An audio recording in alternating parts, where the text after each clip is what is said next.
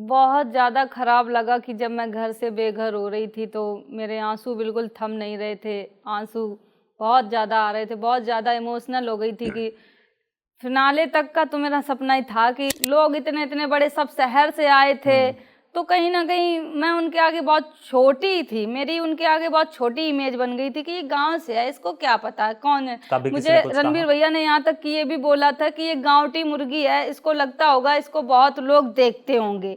कृतिका भाभी क्या कर रही हैं उसमें, उनसे तो अच्छा मैं ही कर रही थी। सबको हंसा रही थी, सबसे बड़ा काम कर रही थी हंसाने का। लोग मुझे देख के हंस रहे थे।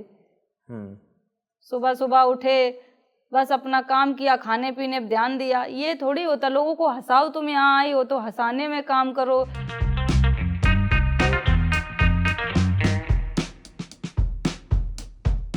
Hello and welcome to Sosha. My name is Raag cycle और आज मेरे साथ हैं शिवानी कुमारी, जो अभी बिग बॉस OTT 3 से इविक्ट हो चुकी हैं। Thank you so much Shivani join करने के लिए। कैसे हैं आप?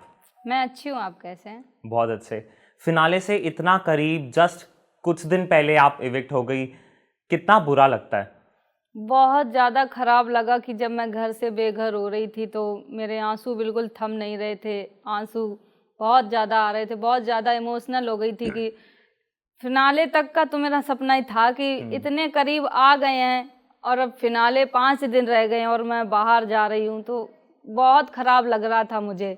और जब मैं फिनाले से बाहर आ रही थी तो मुझे अच्छा बिल्कुल भी नहीं लग रहा था। मेरा सपना था कि मैं फिनाले तक तो जाऊँगी और अचानक से मैं बाहर आ जाती हूँ। फिर मैं देखती हूँ कि लो मेरा सपना तो टूट गया, लेकिन मैंने लोगों का प्यार देखा। लोगों का प्यार इतना इतना मेरे लिए प्यार, इतना जो मुझे घर में सब बदतमीज बोलते थे, मेरी आवाज़ को लेके टिप्पणी करते थे कि इसको बोलने की सेंस नहीं है, इसको ये बिल्कुल बदतमीज है, ऐसे बात करते थे। जब मैं बाहर निकली तो लोगों का प्यार देखा कि अलग ही था, अलग ही लोगों के दिमाग में मेरी नज़रिया अलग बन गई। ये सब मुझे बहुत अच्छा लग रहा था। जो मेरी ट्रॉफी जीतने का सपना था वो कहीं ना कहीं लोगों, जो जनता का प्यार था, और ट्रॉफी तो मेरे आगे बहुत छोटी पड़ गई जनता का प्यार देख के। तो बट 35 दिन आप सोच के गई थी कि 35 दिन उस घर में रह पाएंगी? गए थे। अब मुझे ये तो नहीं लगता था कि मुझे लगा कि निकल जाएंगे, क्योंकि मैं पहली बार में ही नॉमिनेट हो गई थी। मुझे लगा कि मैं 3 दिन में अब निकल जाऊंगी, अब मैं नहीं रह पाऊंगी।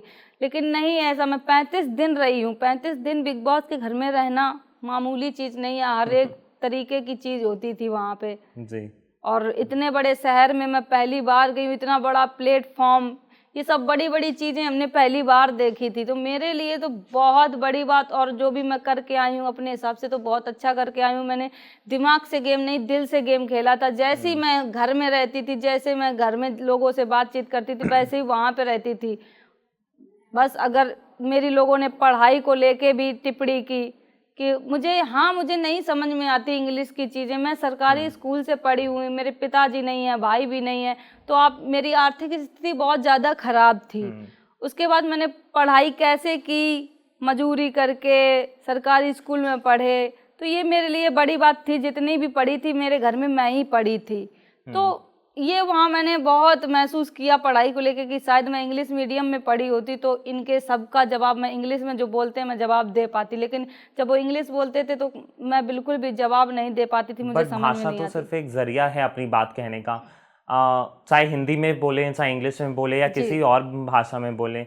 आपको लगा कि जैसे आपने बोला कि आपकी आवाज़ के पीछे वहाँ बोलते थे, आपको या हाइजीन के पीछे वहाँ बोलते थे, आपको लगा कि जस्ट इसीलिए क्योंकि आप एक गाँव से आती हैं, बाकी घर वाले आपको उनके बराबर नहीं समझते थे? हाँ, यही होता था कि मैं एक गांव से हूँ, लोग इतने इतने बड़े सब शहर से आए थे, तो कहीं ना कहीं मैं उनके आगे बहुत छोटी थी, मेरी उनके आगे बहुत छोटी इमेज बन गई थी कि ये गांव से है, इसको क्या पता है कौन है। मुझे रणबीर भैया ने यहाँ तक कि ये भी बोला था कि ये गांवटी मुर्गी है, इसको लगता होगा इसको बहुत लोग देखते होंगे।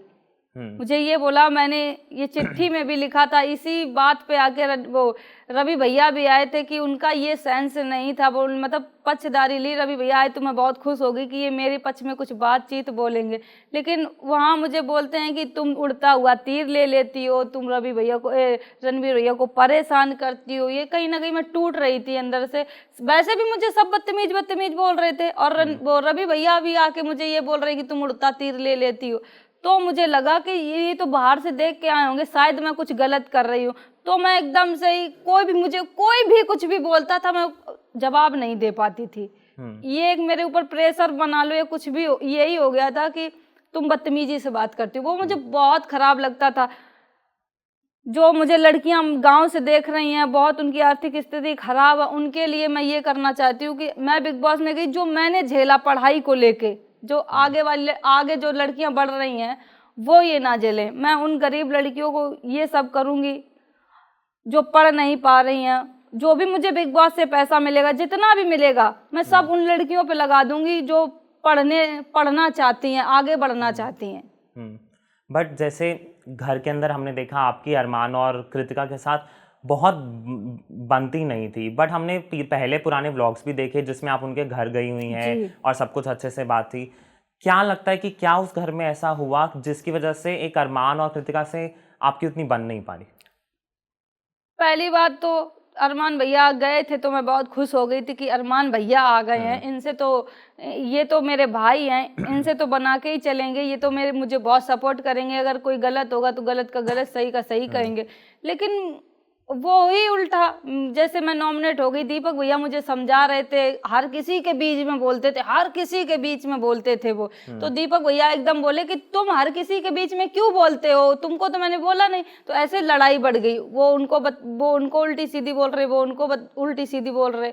और मुझसे पूछते हैं अरमान भैया कि बता शिवानी मैं गलत हूँ या सही। मैंने कहा तुम गलत हो, तुमने बीच में क्यों बोला। तो मुझे वो दोगली ओगली बोलने लगे कि ये दोगली है, देखो रंग बदल गई, ये भाई मानती थी, ये ऐसे। अब गलत का मैंने गलत बोल दिया तो मैं दोगली हो गई थी। बट अरमान के रिश्ते पायल और कृतिका के साथ जो हैं उस पर भी कई सवाल उठाए गए। आप उनके घर तक गए हुए हैं, आप उनको भाई बोलते हैं।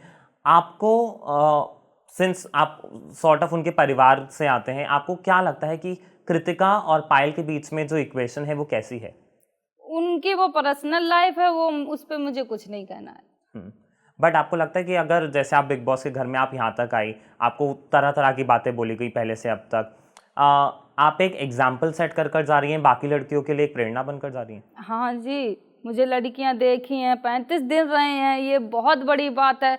कुछ ना कुछ तो लड़कियां सीखी होंगी जो गांव में रह रही हैं, मुझे देख रही हैं। वैसे भी जब मैं ब्लॉग बनाती थी तब भी लड़कियां बहुत कुछ सीख रही थी। जब मैंने ब्लॉग बनाना स्टार्ट किया था तब कोई ब्लॉग नहीं बनाता था, धीरे धीरे बनाना, जब बहुत मेरे वीडियो वायरल हुए तो लड़कियां सीखी मुझसे ब्लॉग बनाना, उन्होंने भी स्टार्ट किए। बट बिग बॉस अब खत्म हो गया, अब आगे का क्या प्लान है? अब आगे का प्लान यही है कि अब देखो, प्लान तो यही है कि लड़कियों के ऊपर काम करूंगी, पढ़ाई लिखाई के ऊपर काम करूंगी। हो सके तो शायद मेरी टीम है जो उनसे बात करके मैं एनजीओ भी खोल लूं, लोगों की मदद करूं। है आपकी? पॉलिटिक्स नहीं, अभी तो नहीं। जाने से पहले एक हम छोटा सा गेम खेलेंगे। मैं कुछ घर वालों के नाम लेता हूं और आपको उनके बारे में आपको एक बात बतानी होगी कि आपको उनका एक राज आपको क्या लगता है वो है, उसके बारे में अगर आप कुछ बता सकें। सबसे पहले अरमान। मास्टरमाइंड। मास्टरमाइंड है अरमान। आपने बोला वो ब्रेन वॉश भी करते हैं, ऐसा क्यों? जी, क्योंकि उनकी बातों में अगर आप उनके पास बैठ जाओगे ना, वो इतने स्लो में ऐसी ऐसी बात बोलेंगे कि वो लगेगा कि ये सही बोल रहे हैं, लेकिन कहीं ना कहीं वो माइंड वॉश करते थे। उनका यही काम है। तो मुझे तो लगता है वो मास्टरमाइंड है। उनकी पत्नी से अच्छा कृतिका भाभी क्या कर रही हैं उसमें, उनसे तो अच्छा मैं ही कर रही थी। सबको हंसा रही थी, सबसे बड़ा काम कर रही थी हंसाने का। लोग मुझे देख के हंस रहे थे। सुबह सुबह उठे, बस अपना काम किया, खाने पीने पे ध्यान दिया। ये थोड़ी होता लोगों को हंसाओ, तुम यहाँ आई हो तो हंसाने में काम करो, लोग तुमको देख के प्रेरणा बने, ये काम करो। वो मैंने किया। दूसरा राज अगर आपको कुछ बताना हो लवकेश का। लवकेश भाई वो भी हंसी मजाक में बहुत आगे हैं, हम लोग की बहुत हंसी मजाक तो होती थी। आखिरी रणवीर जी का। रणवीर भैया भी ठीक हैं, अच्छे हैं वो भी।